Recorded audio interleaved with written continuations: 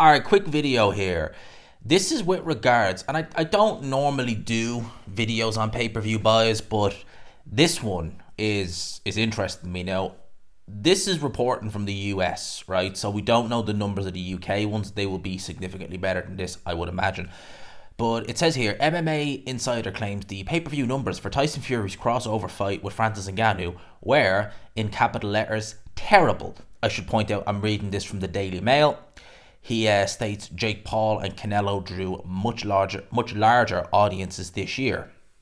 I'll read it here verbatim.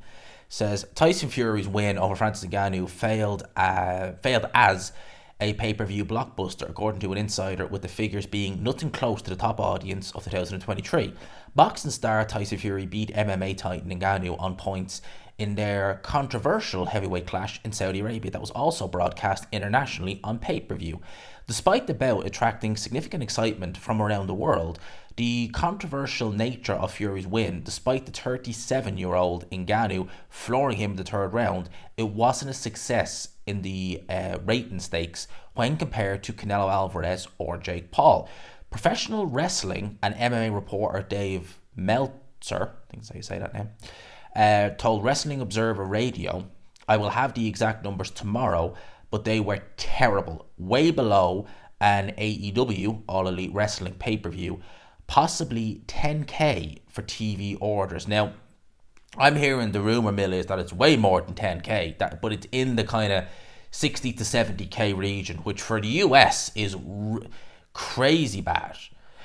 Jake Paul claims his loss to Tommy Fury sold 800,000 pay-per-view buys, while 450,000 tuned in for Nate Diaz. Up to 700,000 were reportedly sold for Canelo Alvarez's win against Charlo back in September.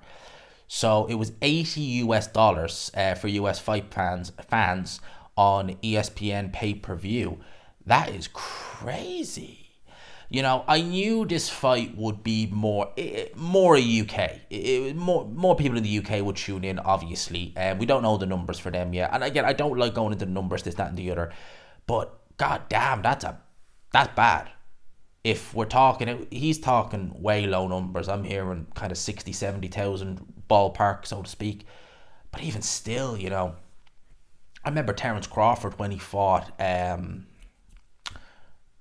Victor Postal, way back when on HBO pay-per-view, did a similar amount. And that's a fight which is, that doesn't even sound like a pay-per-view fight. Fury and Ngannou, I mean, that is crazy to think it's that low. And that's just why I said I don't normally do them, but when I hear that, it's going to be interesting to see what the UK numbers are. And, you know, in the US, right, $80, it's a lot of money.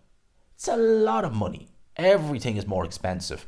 And with so many other options to watch these things, I gotta ask the question, is the concept of pay-per-view just completely outdated now at this point?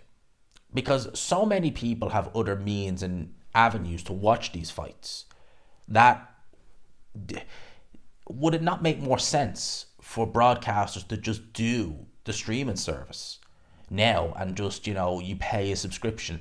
I know with the Zone, when they came into boxing, that was their big thing, that they were going to be the end of pay-per-view. Obviously not. And I understand why it's happening in terms of, you know, so many fights being chucked on pay-per-view is because the fighters are looking for outrageous purses. And for that, they have to put it on pay-per-view to be able to recoup some of the money. You know, I'm hearing rumors that Haney is going to be making in the region of, what, 6 mil? So you would imagine Prograis wouldn't be too far off that, if not similar. Now, neither of them are pay-per-view stars in their own right. Them fighting, it's a great fight. Looking forward to it. But that's not a pay-per-view worthy fight. But both guys are obviously demanding so much money that they're thinking, right, the live gate ain't going to cut it. It ain't going to cover this. So we got to put it on pay-per-view, even though it's really not a pay-per-view. And I'm just thinking, with what Eddie Hearn has been saying, certainly on a TalkSport interview we did a couple of weeks ago, where things have to change, where fighters now are going to have to take pay cuts because it's a business at the end of the day. And the Zone, and I'm sure, you know, Warren, I'm sure everywhere, whether it be PBC, whoever, they can't keep just hemorrhaging money, you know. And at the end of the day, you're making fighters less hungry to fight. if they can fight once a year and get 7 figures for that one fight, for them? It's like, what's the point in staying active when I can set myself up for probably 2 years more for just having a fight once a year, So, the pay-per-view concept, I think, personally for me, like, I think streaming is the way forward.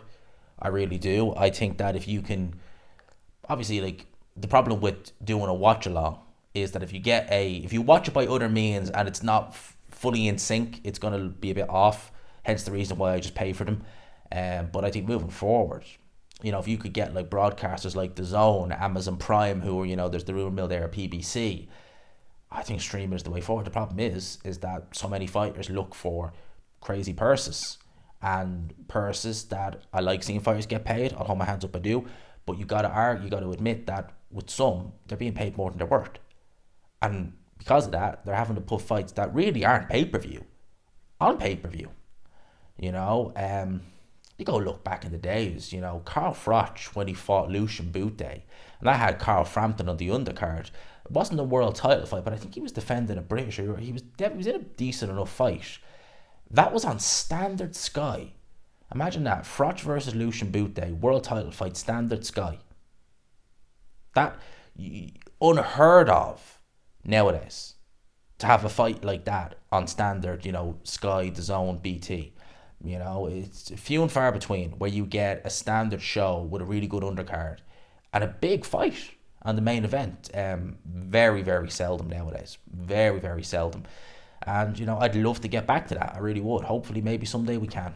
I'll leave it there. Let me know your thoughts. I wanted this video to be short anyway. Let me know your thoughts on the Fury and Ngannou pay-per-view buys, on the numbers. What do you think? Are you surprised in the US that they're so low?